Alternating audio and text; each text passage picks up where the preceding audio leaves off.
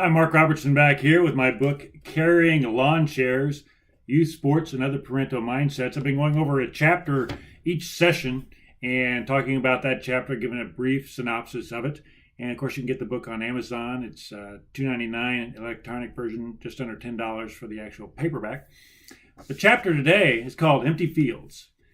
How many times on a summer day do you drive by baseball fields in a city and you see them empty? There's nobody playing there. You might see some kids playing on a basketball court sometimes, but for the most part, kids don't go out and play pickup baseball anymore. It's always organized. It's always in uniforms. It's always with hundreds of screaming parents in the stands, yelling and screaming at every play.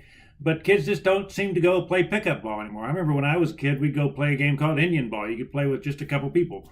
And it was fun. The hours would go by and we'd pretend to be Willie Mays or Mickey Mantle or things like this.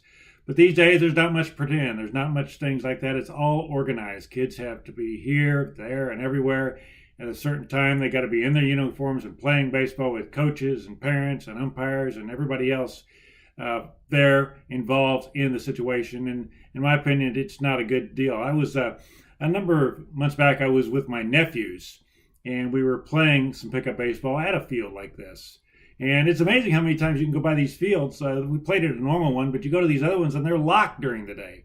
Now you can understand them being locked if they were marked or something, or the field was cleared and leveled for the game that night and dragged. But if they weren't, they still locked them. It's kind of hard to understand. These are city fields too. They're not privately owned.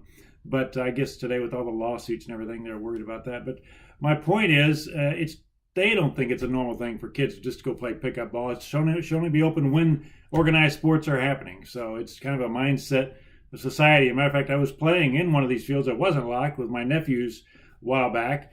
And we were playing for maybe 45 minutes to an hour. And all of a sudden, this coach shows up with some players, and they had a practice.